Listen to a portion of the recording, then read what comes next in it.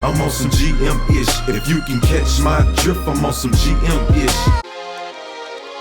It's the best of times, it's the worst of times. War between they world and ours. So in this part of the song, this paradoxical format that I picked up from a book I read a while back from Charles Dickens called A Tale of Two Cities. Man, this is really a spiritual kind of song in a sense, but it's referring to the music industry. You know, I come from a different format and background where I live by certain codes and morals, and then you got the masses or the way other people view the world and what they want to do and how they want to get things done for us. And again, specifically with the music industry. Cross that sacred border. Niggas got 5 nickels, still ain't worth a quarter. Man, so all this stuff that's going on in the music industry or just in general, where I grew up at, man, you know, I'm originally from Houston. We had a lot of people, you know, in the city or whatnot that I hung out with when I was in school. Everybody was like, you know, I'm gonna keep it 100 with you. I'm gonna do this, I'm gonna do that. But a lot of times, man, like my daddy used to always make this statement, boy, you ain't worth a wood nickel. Even though it's 25, it still ain't the same type of 25, you feel me? Across the water is a Buchanan. What days it? I'm a J. Gatsby, came from nothing and they can't stand. They got a little fortune, but I doubled that. Double that. Had to trouble where the trouble was, but I doubled back. So that's where that derived from in that aspect. So there's some different things that I take from life experiences that I put into this song. I mean, like even, you know, and I read a lot of books referring back to the Across the Water. There's a Buchanan. It's people that's, you know, they viewing from afar. Like they see you, they see what you're doing, but they really ain't for it. Moving in silence without a sound. These Mona Lisas are staring at me and I can't tell if they are smiling or frowning. Pool full of liquor, I wanna dive beside it, but my attention won't be undivided. Devils and dresses to stand beside me, Lord. City of Los Angeles, gangs ain't the only ones there to bank. No. It's a lot of different things that I learned just moving out here to California, man. This industry is crazy. The things that you gotta endure, foundation you gotta have, even just going into some new age territory. Like all the stuff that I've seen out here was like a farce to me when I first got here. I mean, I was green-eyed, looking at things from a different perspective, like, oh yeah, this is the land of opportunity. This is where people come and fulfill their dreams and stuff like that. I mean, you know, the way they show it on TV, the way they depict Los Angeles on TV is a whole different fucking way than what it is when you actually here. Man, I done ran across so many people. Yeah, man, I'm a producer. I do this. Yeah, I can mix and master your stuff. Or yeah, I sing. I do that. I mean, we in the social media platform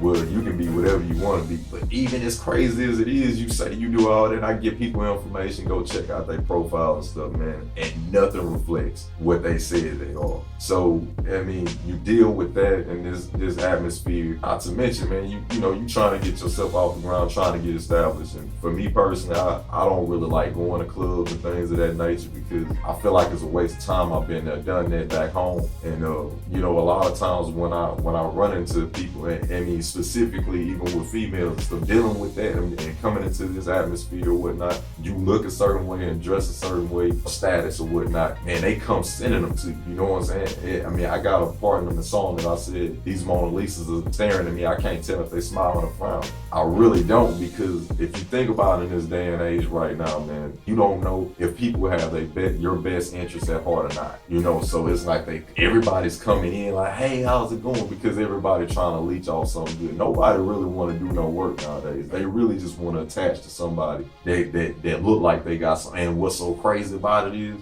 you may not even see it in yourself sometimes that you got the potential to be great, but somebody else can see that. And that's almost like it. And again, this song is really spiritual for me because it is a spiritual battle. That's where the whole thing derives from. Jesus, peace of the crucifix. Different region, but I ain't new to this. Save me the trouble and point my Judas out. So when I see him, I know exactly how to maneuver in the room full of vultures. They can't comprehend the real nigga culture. I feel like my job is to go amongst the wolves and be in wolves' clothing, even though I'm the shepherd. And I'm walking through there and I'm giving knowledge amongst people that may not even want to hear it, you know, but it's somebody in there that needs to hear it. So everybody has their, you know, their journey and stuff like that. And that's what I feel mine is. But man, it's hard going in there with the mindset that I have and the foundation and stuff, and you're surrounded by that type of energy. That's a lot of energy that's being, you know, that you're being engulfed in. That's what the purpose is, you know. And of course, as I said, maneuver in a room full of vultures. Every time you going into a place, best believe it's a room full of them. Every good person in there that really has your best interests at heart, it's about 15 other ones that's ready to just chomp at you, you know, take stuff from you. That's what this means to me, boy. You know, the whole first verse, when I'm breaking it down, I think about all these things. Jesus' piece of the crucifix. I don't wear no jewelry, obviously, but for me, I like play on words, just like the next man who's a lyricist, and it's not necessarily talking about Jesus' piece of a crucifix. It's not talking about jewelry. It's like when I'm walking in, I'm thinking about how do I deal, you know, how do I keep the contents and the morals and the integrity that I have, you know, while I'm walking through here and, you know, staring at all these Judases. Like, I know I know it's one in there. It's one in every camp, you know. You just gotta figure out which one it is, and I don't want to have to figure it out. What I use, I allow my spirit and who I am. When I'm going into all these different places, just like they can feel and sense me out, I can feel and sense them out when they coming, and it just makes it that much easier for me to be able to stay grounded in what it is that I'm focused on. Give people a good message through music. Tell them lies, they loving that. Tell the truth and they throw it back. So the truth is, you like opinions that apply to you, but omit the facts.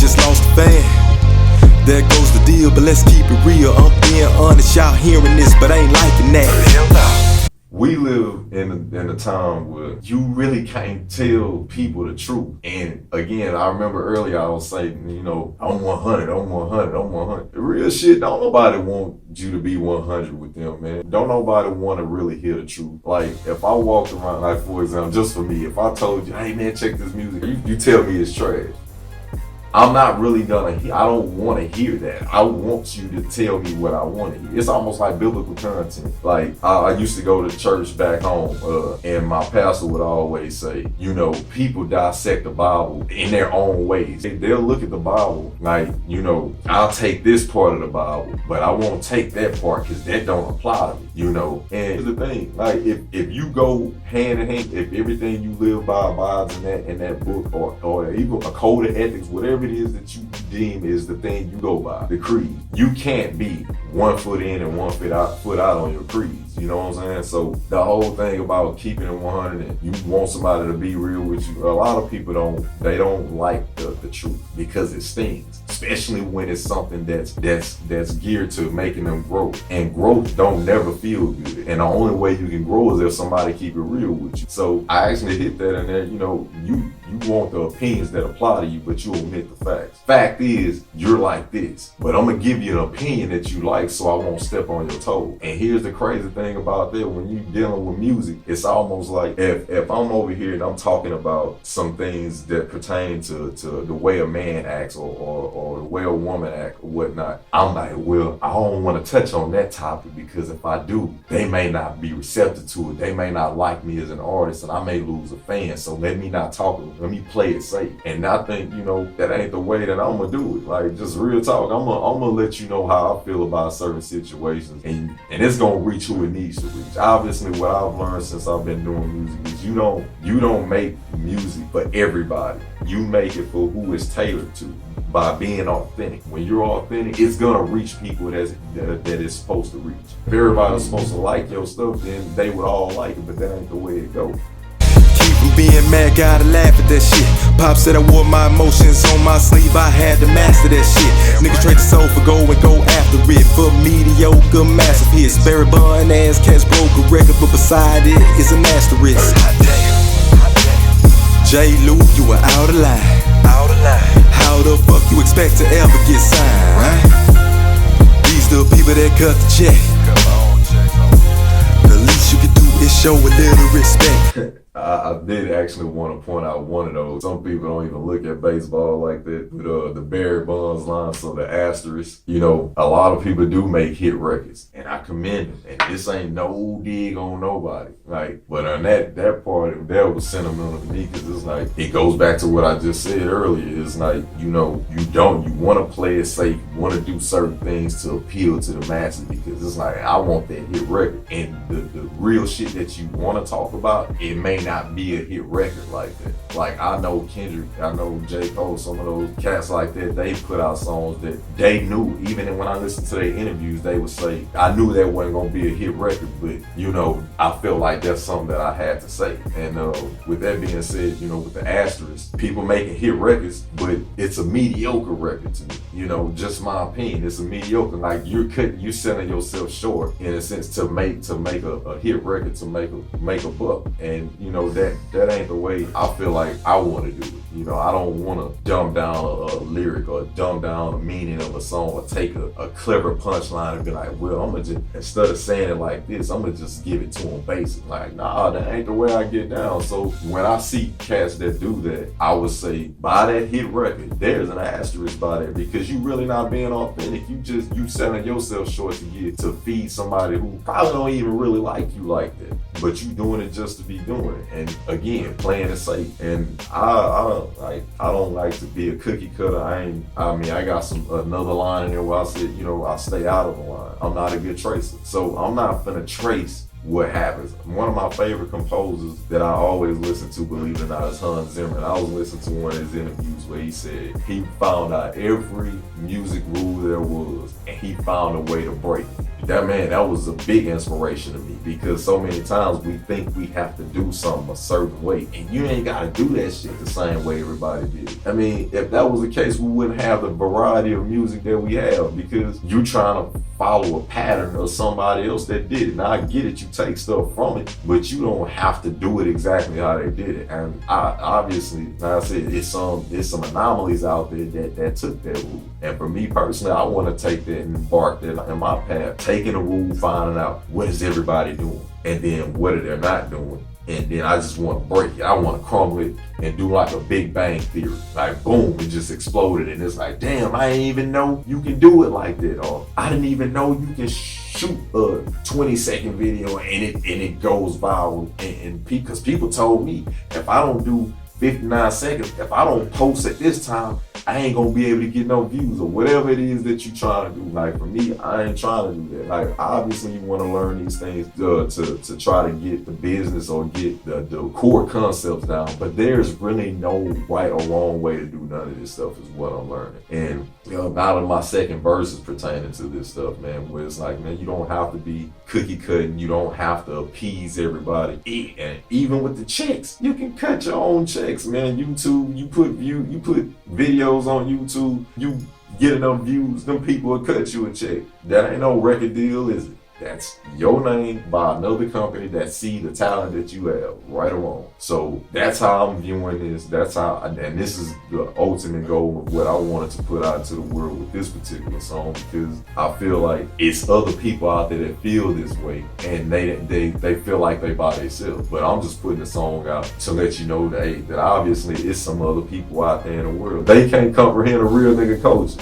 And next time you hear the word nigga, think about this, because that's an acronym for me. And the acronym is noble individual giving God's word at all costs. Look, man, noble individual giving God word at all costs. When somebody say, what's up, my nigga, to you, think about those words, that acronym, as opposed to somebody just saying nigga to you. Because that's what I feel. It's a term of endearment to me. So when somebody call me a nigga, that's what I think of. Noble individual giving God's word at all costs. And that's exactly what I do. It may not be the holier than thou people would want me to do it, but look, if you go by the Bible, like, Paul was a killer, and he took him and made him an apostle. So that's my thing on that. Yeah, he uses all his vessels in different ways. And for me personally, if I talked like you, I couldn't get to the people who I needed to get to.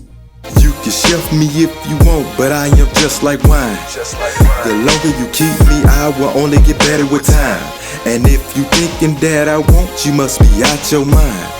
I out your mind, right? Obviously, I talk about artistry all the time, and artists and musicians, whatever it is you're doing. And I don't want to just single this out with just musicians or anybody. This can apply to anybody. Don't ever think somebody can stop your shit from growing. If you feel like somebody is shelving you, and what I mean by shelving, it's like they ain't giving you a promotion. They ain't putting your song on the radio. They didn't give you the credit for the presentation or whatever it is that you did. Look, man, I'm gonna tell you, just like the more you hone in on your craft, the more time go by and the more you focus on getting better and honing in on your skill set, you can't do nothing but get better with time. It's like wine. I mean, I said that in the song, like, you gonna get better with time. And eventually, you can't bottle up that much talent. Nobody can stop you from doing it, especially, like, I always hear the old adage, and I believe it. You can't stop what God has for me, so they can't stop what they have for you. So I'm saying all that to say, man, keep doing what you're doing. Hone your skills and craft on whatever it is. You know, they can't stop you from doing it. And you can't do nothing but get better with it. And eventually, you know, even with all the vultures around, everybody that try to stop you from doing stuff, all the naysayers, all the people that are like, oh yeah, well, you know, you couldn't do it, or your education wasn't this, your status wasn't that, your ethnicity is this. Man, look, keep putting God first on everything you do, and I guarantee you,